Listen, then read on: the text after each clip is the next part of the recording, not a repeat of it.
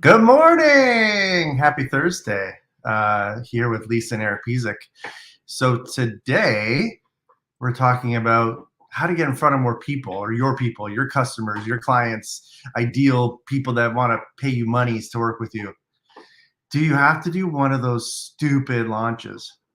We call them stupid because a lot of people think they are stupid. Well, we don't really. Well, that's the word. Well, we don't even say that word in this house. Actually, we don't. We say silly. We say silly. Stupid is a Do we word. have to do one of those silly launches? Sorry, you were just gonna jump in. Go for it. Nope. Jump in. Nope. Here she goes. Not doing it. So, no, you don't. You don't have to do one of those silly launches. You don't really have to do a lot from our perspective. So, a great kind of example is Lisa's show. So I'm not sure if everyone's aware or if you've heard of Lisa's show, her one-woman show, Too Big for Her Britches. So when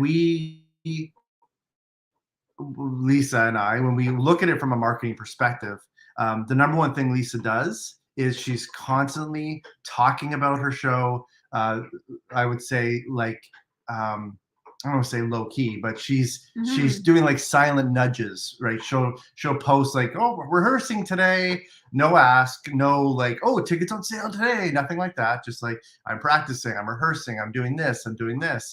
And then when she has an event, she'll plug the event. She'll say, oh, and by the way, I'm in XYZ city next month. You can get the tickets. Here's the link. So no different than your business. Whatever your business is, I'm a plumber. Okay, awesome. Hey, look, I'm fixing this horrible toilet today. Hey, look, I got this amazing pipe that I'm going to try out today. It's this new PVC product. Whatever it is, right? No ask. You're not telling anybody. But I know as a potential customer of yours, you're a plumber. So I'm going to start to see your posts and I'm going to start to go, man, when I need a plumber, I'm going to call him or her because I know what she does. I know she does great work.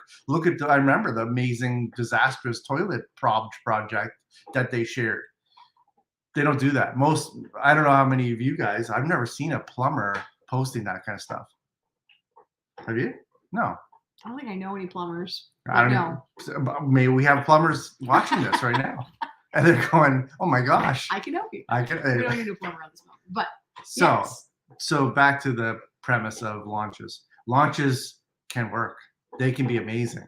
I think one of the fallacies behind launches is people don't have a realistic budget and they don't have a realistic time frame.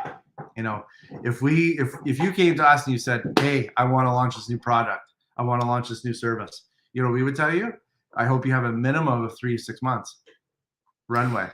Can I stop you for a second? Yeah. I just want to piggyback just before we go too far because I just want to piggyback. I got really excited about me stopping you. You're like, oh dear God, did I do okay? I talked for 3 minutes and 90 seconds. What you were sharing is about taking people along in the process, educating. They're learning so much about you when you choose to kind of always be in launch mode, right? People say, well, I'm going to set the date. I'm going to launch on that day. Yeah. AKA for me, it's like the day that I'm on stage, you can buy tickets. No. My launch started, as you said, 3 to 6 months prior when I'm taking you behind the scenes of what I'm creating, what I'm doing, who it's for, my ahas, my learnings, my teachings that you're going to learn from. Yeah. So launching starts long before the actual like date that they can buy or work with you. Yeah. And and you're going to see this. So 3 to 6 months, you said. So we'll tee this up for you. So right now, Lisa, you may not even know this. She's doing Edinburgh.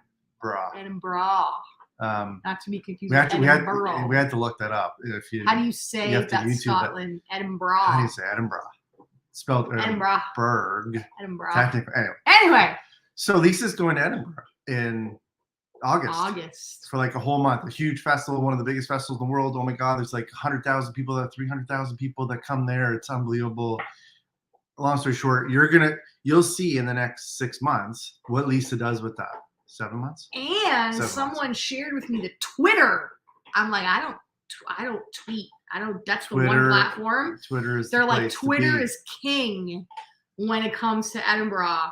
So I'm like, shit. So you best believe I created a little Twitter account and I'm starting to like other companies. I'm just going on, seeing what they're all about, liking their stuff, commenting.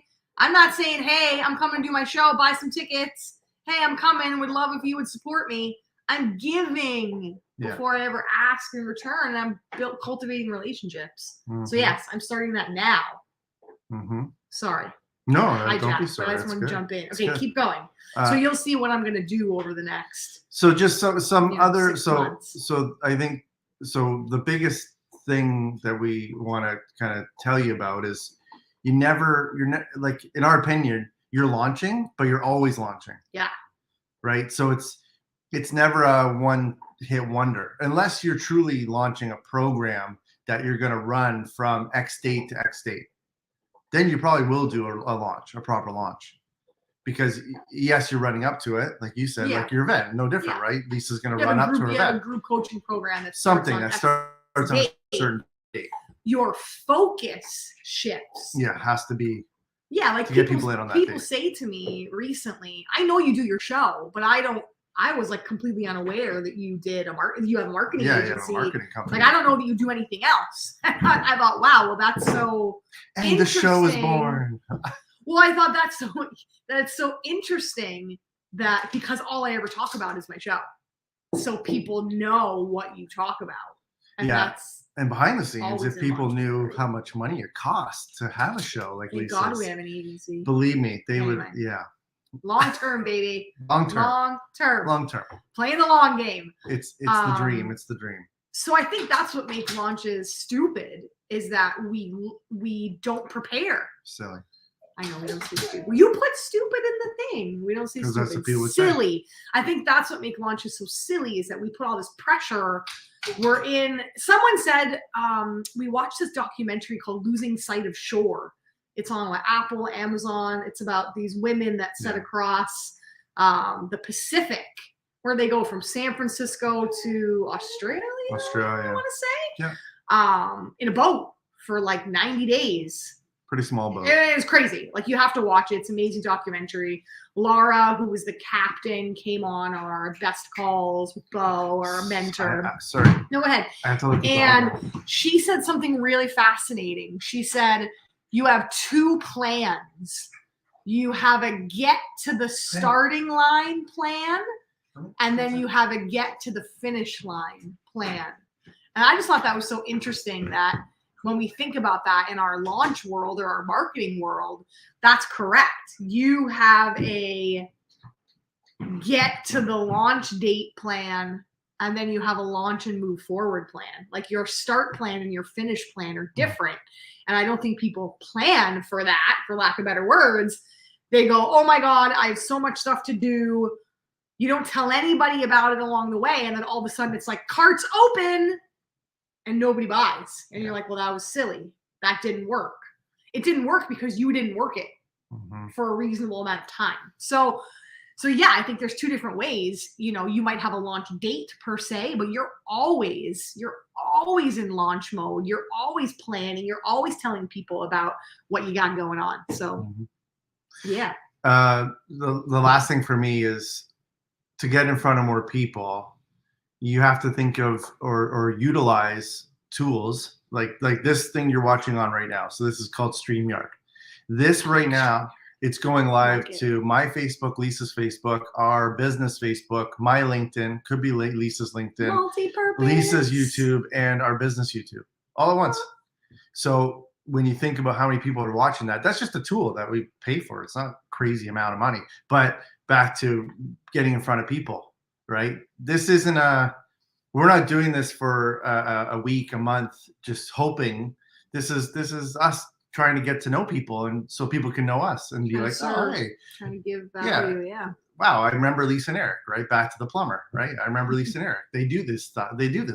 When I need them, I'll hire them. So things like StreamYard, look at where your people are.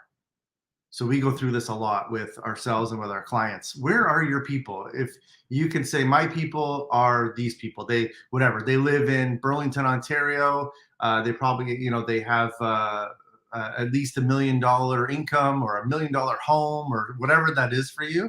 And then you can focus in on that. Well, for you, then I would go with, let's say, Google. So I would start doing some Google ads because you can geo-target people in that area. Like if you're a plumber, back to your plumber depending example. on your service. You want to geo people directly, near you. Yeah. Yeah. I think if you're not geo and you're worldwide, then focus on the problem that people have in common or the aspiration. So there's two ways when you're launching. That's a great point of like geo characteristics or like personal characteristics. Yeah. And then there's also problem aspiration characteristics. That's probably a whole nother live on a whole nother day. Whole nother live. Every time I say worldwide, I think Mr. Worldwide. Pitbull. Mr. Worldwide. Dun, dun, dun, dun. Okay, we better go before this turns into a dance party. That's what we got for you today. Post below or comment, whatever, wherever you want. Nobody comments anymore. Are you out there? Hello? That's another episode. I believe nobody wants to comment anymore. They're like, oh no, if they comment, they're gonna pitch me and they're gonna or that's like old school thinking. I think it's the opposite. I remember reach out to every person that comments and pitch them your services.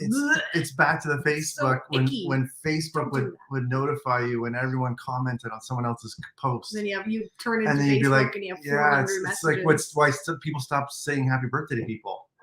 I still say happy birthday. Oh yeah, I do now too because they don't do that anymore. Facebook doesn't tell you now. Yeah. They used to. It'd be like, ding, ding, ding, ding, ding. So-and-so said happy birthday. So-and-so commented. So-and-so. You're like, oh my God. I'm never saying happy birthday to anyone ever again. Anyway, if it's your birthday, happy birthday. Happy birthday. I'll see you tomorrow. So comment below if you have any questions. If you want to just say hi. If you love this. If you didn't love it. Anyway. Or if you want to know what we just come up with things if you're like, hey, relevant. That helped me. Tell me more about that. Yeah, or tell us your product or your service, and maybe we can help you out. Yeah. All right. Okay. Bye. Bye.